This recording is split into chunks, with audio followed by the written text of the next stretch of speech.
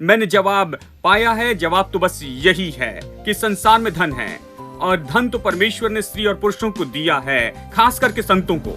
दुष्ट के धन को वो लेता है और संतों को वो देता है, बाइबल कहती है। इसका कारण यही है क्योंकि वो चाहता है कि सुसमाचार संसार के कोने कोने तक पहुंच जाए, ताकि हर व्यक्ति जाने कि यीशु मसीह कौन है और वो उद्धार पाए। I will come and bow down at your feet, Lord Jesus.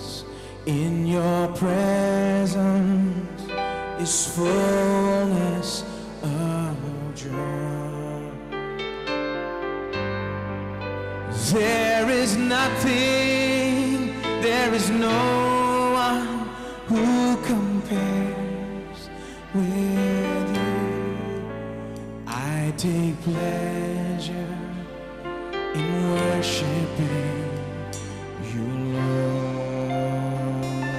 Just worship Him. I will come and bow down at your feet, Lord Jesus.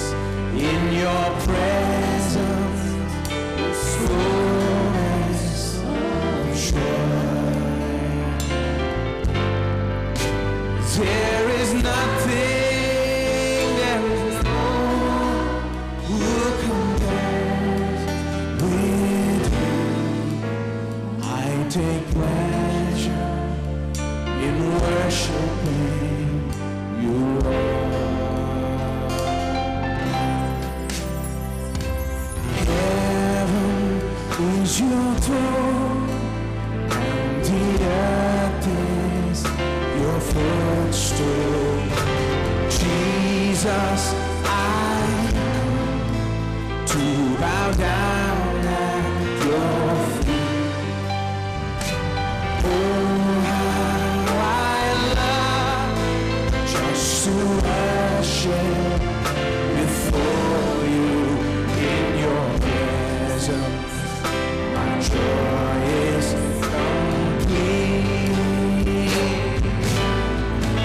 I will come and bow down at your feet, Lord Jesus.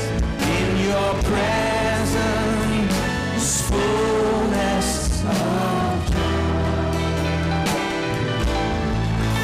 There is nothing, there is no one who compares with you. I take pleasure in worshiping you, Lord. There is nothing or no one, there is nothing, there is no one who compares with you.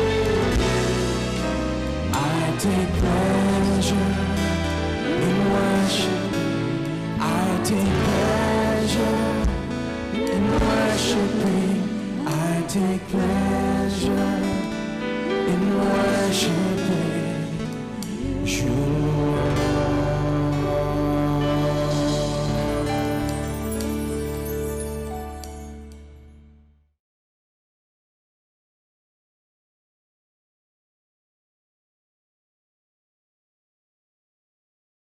गलातियों के नाम पौलुस की पत्री अध्याय 3 वचन 13 और 14। मसीह ने जो हमारे लिए श्राप बना, हमें मोल लेकर व्यवस्था के श्राप से छुड़ाया, क्योंकि लिखा है, जो कोई काट पर लटकाया जाता है वो श्रापित है। ये इसलिए हुआ कि अब्राहम की आशीष मसीह यीशु में अन्य जातियों तक पहुंचे और हम विश्वास के द्वारा उस आत्मा को प्राप्त करें जिसकी प्रतिज्ञा हुई है। प्रभु ने अब्राहम को भौतिक रूप में आशीष क्यों दी? भौतिक आशीष प्रभु के लिए इतनी महत्वपूर्ण है कि उसने अब्राहम को आशीष दी। अब्राहम ने कभी भौतिक आशीष नहीं मांगी, वो उसके बारे में नहीं जानता था, लेकिन कुछ भी हो प्रभु ने आशीष दी, असीम रूप में। क्यों? कारण ये है कि प्रभु ने कहा, जब उसने पहली बार मुलाकात की, उसे बुलाया और कहा, तुझसे पृथ्वी के सारे कुल आशीष पाएंगे। सारे देश, पृथ्वी के सारे कुल, एक अनुवाद कहता है, आशीष पाएंगे। अब्राहम के द्वारा हर परिवार आशीष पाएगा। कैसे? केवल एक ही तरीके से कि यीशु मसीह उद्धारक अब्राहम के द्वारा जन्म लेगा और वो हर एक के लिए उद्धार देगा। अब क्योंकि यह एजेंडा था, यह प्रभु का प्रोग्राम था, परमेश्वर अब्राहम के द्वारा यीशु को लाने वाला था। प्रभु ने अब्राहम की खास देखभाल की, क्योंकि वो बाढ़ में नाश नहीं हो सकता था, अकाल में, शत्रु के हाथों से, क्योंकि यीशु मसीह जगत का उद्धारकर्ता उसके द्वारा जन्म लेने वाला था। यानी वो खास सुरक्षित और खास आशीषित व्यक्ति था, क्योंकि वो यीशु को लाने वाला था और यीशु हर एक के लिए उद्धार लाने वाला था। अब लोग कहते हैं ठीक है, उद्धार तो आ चुका है, यीशु आ चुका है, वो क्रूस पर मर चुका, उद्धार आ गया है। तो फिर बाइबल क्यों कहती है, पौलुस क्यों कहता है कि यीशु क्रूस पर मरा कि अब्राहम की आशीष, वही आशीष जो कि अब्राहम पर थी, वो हम सब पर आ जाए। वही आशीष हम पर क्यों आए? जबकि प्रोग्राम खत्म हो गया, यीशु आ चुका, तो उसी आशीष से क्यों आशीष दे? खैर, वो हमें इस कारण से उस आशीष से आशीष देता है। हालांकि उद्धारक आ चुका है, उद्धार दे दिया गया है। अब उद्धार तो हर सृष्टि के सामने घोषित किया जाना चाहिए, और वहीं पर हम आते हैं। इसलिए हम परमेश्वर की योजना और उद्देश्य में महत्वपूर्ण होते हैं। हम बहुत महत्वपूर्ण होते हैं। परमेश्वर के लिए अब्राहम जितना महत्वपूर्ण था, क्योंकि हमारे बिना सुसमाचार पूरे संसार में प्रचार नहीं हो सकता है। इसीलिए हम खास तरह से सुरक्षित हैं, हमारी खास देखभाल की जाएगी, हमारे लिए खास प्रयोजन होगा। बाइबल यही तो सिखाती है। मैं इसी पर जोर दे रहा हूं कि आप और मैं प्रभु की योजना और उद्देश्य में हैं, और जब हम इसे समझ लेंगे तो हम संपन्नता में चलेंगे, हम प्रभु की आशीष में चलेंगे, अब्राहम की उन्हीं खास आशीषों में। हमें यह जानना बहुत ही महत्वपूर्ण है। हमें यह जानना बहुत महत्वपूर्ण है कि प्रभु हमें भौतिक आशीषें क्यों देना चाहता है। जब मैं सेवकाई में आया तो मैंने एक बात पाई, एक महान सत्य। जब मैं सेवकाई में गया, जब पढ़ने के लिए गया, एक बात जो पूरी तरह से अलग थी वो थी कि जैसे मैं पढ़ाई के लिए गया तो मेरे पास पैसे नहीं थे। पैसा नहीं था। तो जीवन में पहला पाठ जो मैंने सीखा कि कैसे पैसे कमाएं। अब सेवकाई के बारे में सबसे बड़ा डर यही था। मैंने सेवकों को देखा कि वो बहुत दुख उठा रहे हैं, पैसों की कमी के कारण दुख उठाते हैं। मैंने कहा, प्रभु मुझे और किसी काम के लिए भेज देना, लेकिन सेवकाई के लिए नहीं। मेरा पसंदीदा वचन था याकूब अध्याय 3 वचन 1, तुम में से ज्यादा लोग शिक्षक न बनना, क्योंकि शिक्षक तो ज्यादा दोषी ठहराए जाएंगे, कहता है। तो मैंने अपने पिताजी से हमेशा कहा, इस वचन को देखिए, मुझे प्रचारक होने के लिए मत कहिए। जानते हैं, क्योंकि मैंने देखा है कि प्रचारक दुख उठाते हैं। जानते हैं, दुख उठाने वाले, यानी जब आप खुद को प्रचारक होने के लिए देते हैं तो आप खुद को दुखों के लिए देते हैं। मैंने सोचा, तो एक सबसे महत्वपूर्ण बात जो मैंने सीखी कि निर्णय लिया, मैंने ठान लिया कि यदि मैं यीशु का काम पूरा करना चाहता हूं, सारे संसार में प्रचार करना चाहता हूं, तो मुझे जानना होगा कि कैसे ये धन और संपत्ति काम करती है। मुझे जानना होगा कि इतना पैसा कैसे होगा कि मैं ये काम करूं जो प्रभु चाहता है कि मैं करूं। मैं गरीब होकर वो काम नहीं कर सकता जो प्रभु चाहता था कि मैं करूं। यानी मुझे कुछ समय बिताना पड़ा और मैं सच में इसमें चला गया। आप बता सकते थे कि मैं चला गया, मैं इस पर सदा के लिए प्रचार कर सकता हूं। मैं इसमें चला गया और बाइबल में से देखने लगा कि धन और संपत्ति किस लिए है। प्रभु मनुष्य को धन क्यों देता है? क्योंकि बाइबल कहती है प्रभु की आशीष ही धनी बनाती है। बाइबल कहती है कि अपने प्रभु परमेश्वर को स्मरण करना, क्योंकि वही धन कमाने की सामर्थ्य देता है। धन ही क्यों परमेश्वर ने अब्राहम को क्यों बुलाया? ऐसे व्यक्ति को जो अंधकार में था, जो नहीं जानता था, उससे कहा मैं तुझे आशीष दूंगा। क्यों? उसने कोई आशीष नहीं मांगी। प्रभु ने कहा मैं आशीष दूंगा। वो क्यों आशीष देना चाहता था? उसे सोने और चांदी का व्यक्ति क्यों बनाना चाहता था? जानवर थे और उसके दास और दासियां थी। बाइबल कहती है कि वो बहुत धनी व्यक्ति था। ये प्रभु के लिए जरूरी क्यों था कि सामान्य मनुष्य के लिए और उससे असाधारण मनुष्य बना दे? भौतिक धन के संबंध में भी उसने ऐसा क्यों किया? क्यों? इस संसार में धन क्यों है? प्रभु ने इस संसार में धन क्यों रखा? क्यों? प्रभु इसे मनुष्य को देना चाहता है। मैंने इसे देखा और मैंने यही प्रकाशन पाया है जो आपको बता रहा हूं। मैंने जवाब पाया है। जवाब तो बस यही है कि संसार में धन है, और धन तो परमेश्वर ने स्त्री और पुरुषों को दिया है, खास करके संतों को। दुष्ट के धन को वो लेता है और संतों को वो देता है, बाइबल कहती है। इसका कारण यही है क्योंकि वो चाहता है कि सुसमाचार संसार के कोने कोने तक पहुंच जाए, ताकि हर व्यक्ति जाने कि यीशु मसीह कौन है और वो उद्धार पाए। मैंने ये जाना है। जब से ये जाना है, मुझे कोई शर्म नहीं है कि इसका प्रचार करूं।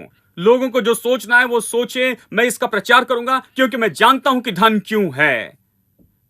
जो इस पर विश्वास नहीं करते, जिन्होंने इसे नहीं पाया है, जो ये प्रचार नहीं करते, उन्हें शर्म आनी चाहिए। मैं नहीं शर्माता, मैं नहीं शर्माता, क्योंकि मैं जानता हूं कि प्रभु धन क्यों देता है। धन का उद्देश्य मैंने समझ लिया है। मैं यही प्रकाशन बताना चाहता हूं। मेरे साथ निकाले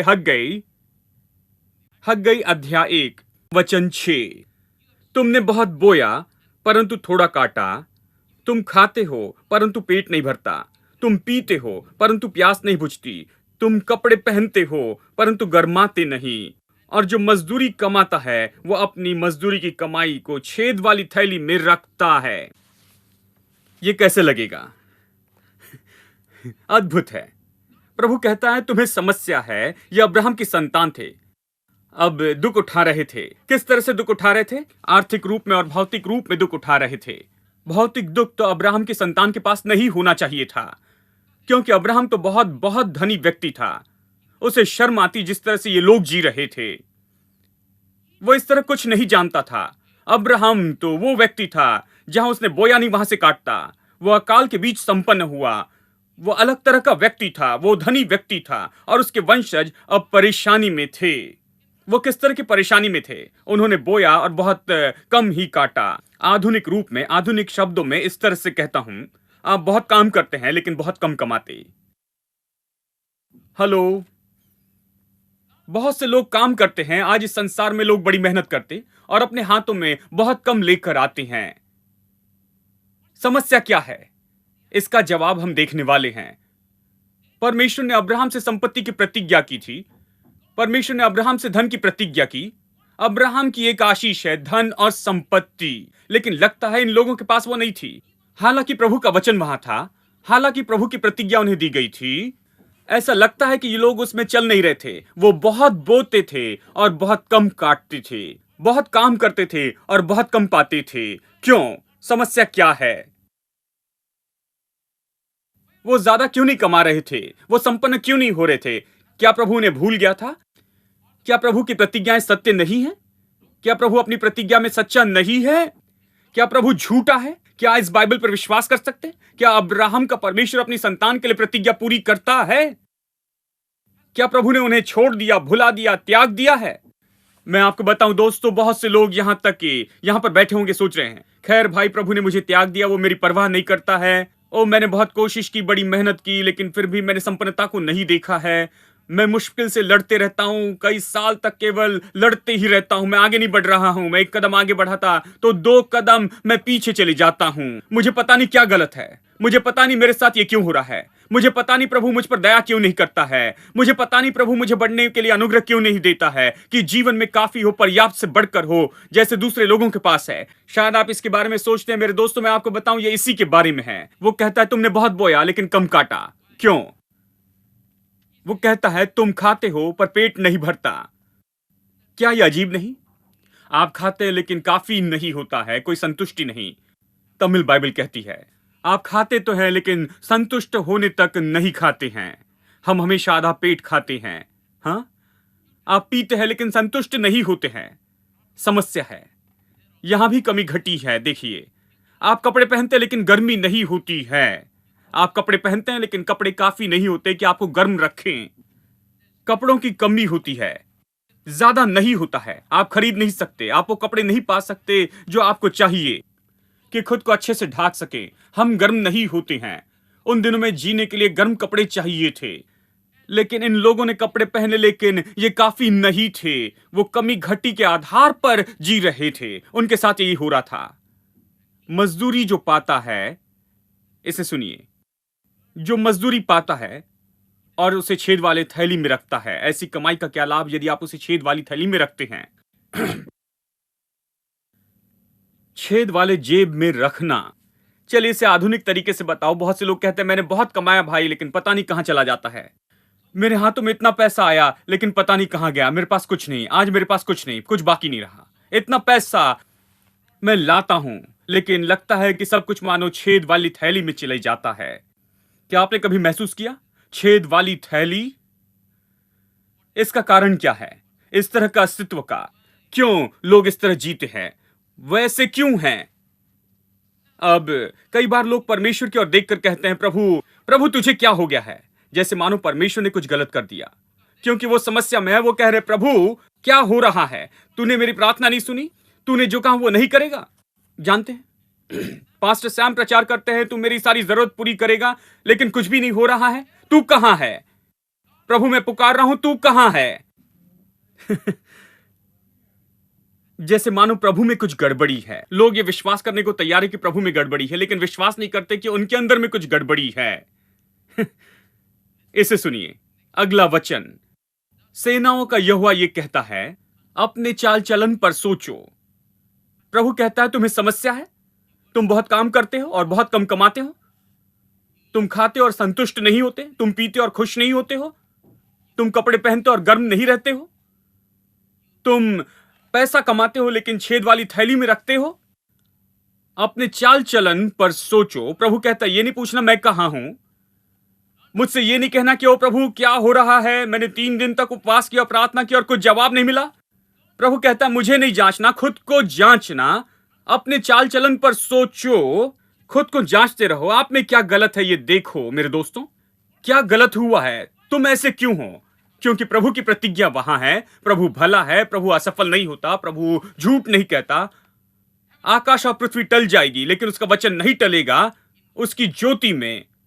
तो लोग इस तरह से क्यों हैं? मैं विश्वासी लोगों के लिए कह रहा हूं। प्रभु के लोग बिल्कुल जैसे इस्राएली लोगों के समान ये भी वाचा के लोग हैं, प्रभु के लोग।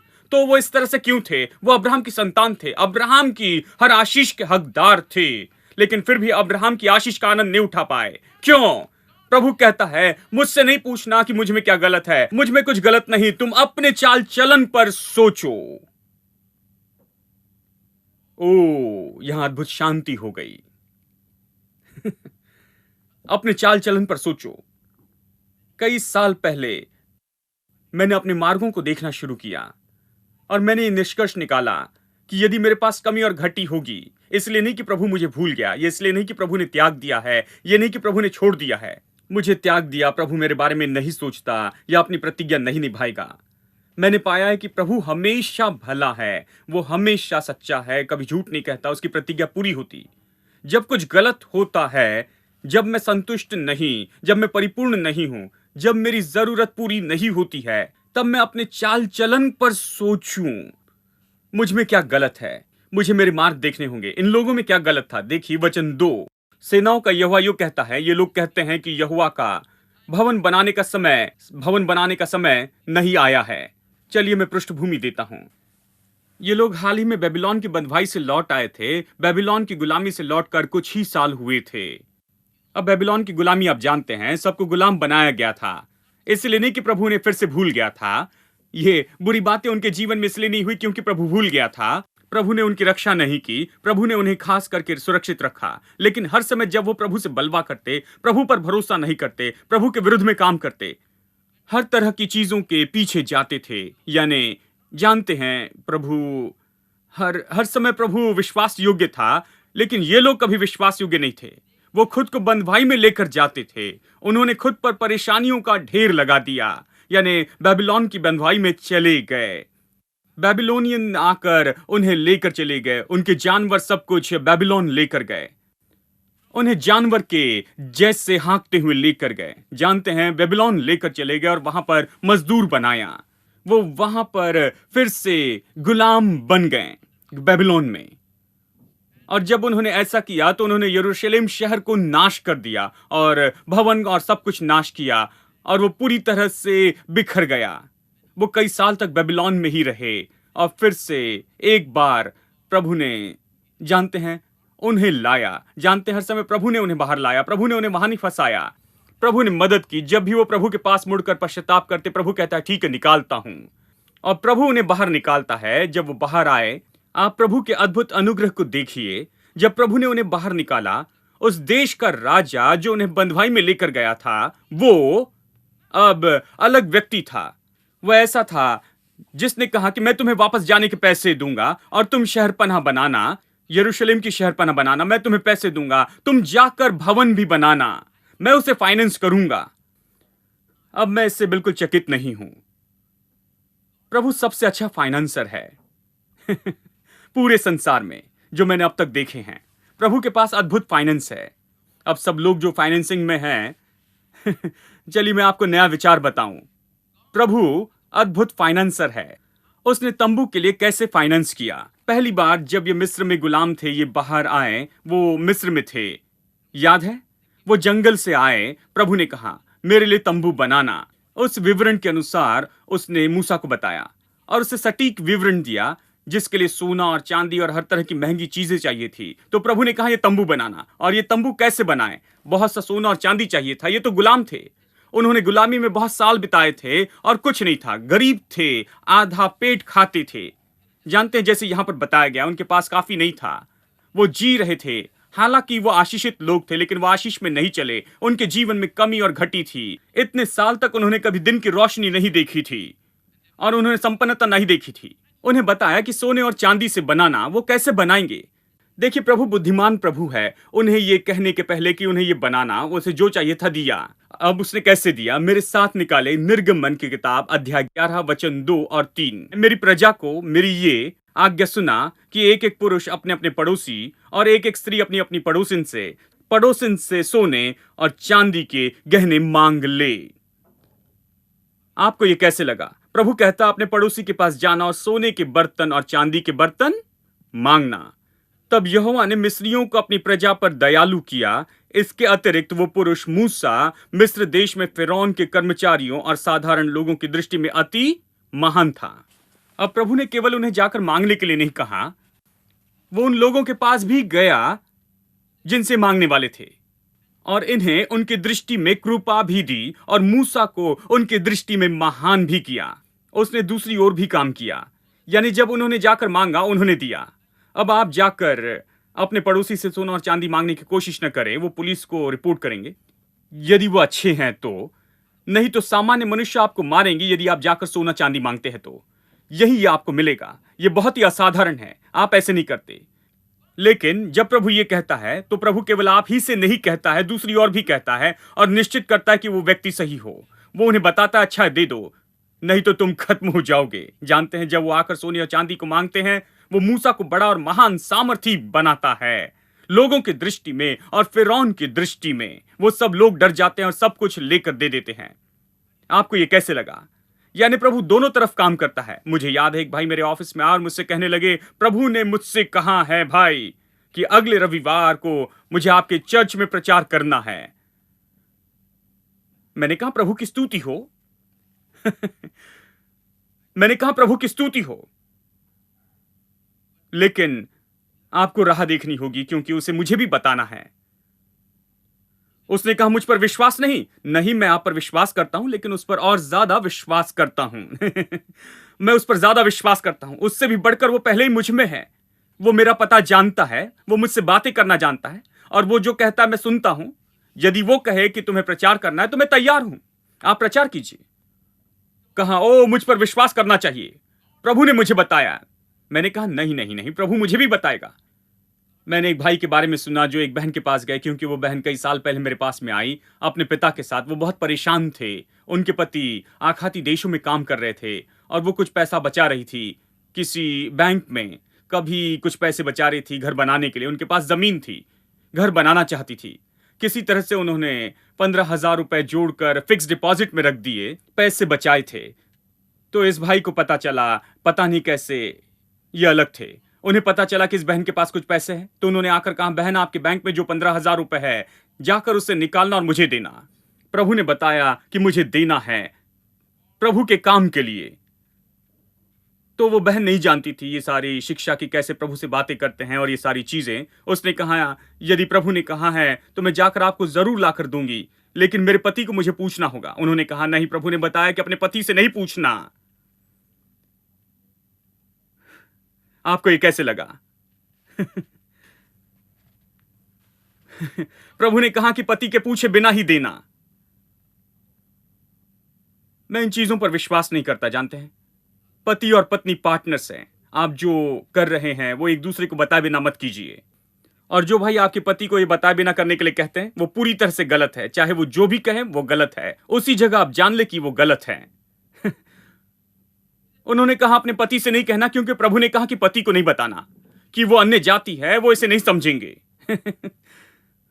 वो भक्तिहीन व्यक्ति है, वो उसे नहीं समझेंगे, इसलिए पति को बताए बिना देना, और मैं आपको बाद में लौटा दूंगा।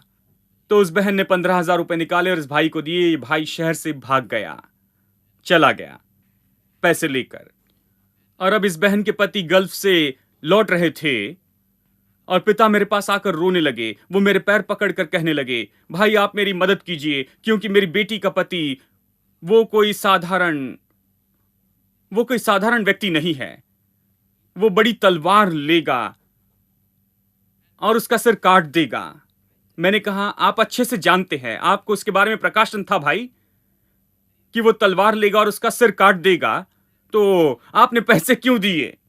आपको ज्यादा सावधान रहना चाहिए था, आपने पैसे क्यों दिए? उसने कहा, प्रभु ने कहा भाई। तो उससे पहले क्यों नहीं पूछा? क्योंकि उसने कहा प्रभु ने कहा है। मैंने कहा, प्रभु ने आपसे कुछ नहीं कहा। आप विश्वास करते, क्या प्रभु ने आपसे कुछ नहीं कहा? क्यों आपने ये नहीं किया? क्या प्रभु ने नहीं कहा? क्या प्रभु केवल उन लोगों से कहता है और आपसे कुछ नहीं कहता? देखिए, प्रभु हमेशा ऐसा व्यक्ति है जो सब सही करता है। जब प्रभु कहता है तो सब सही करता है। At the cross, where I first saw the light, and the burden of my heart rolled away. It was there by faith I received my sight, and now I'm happy all the day. At the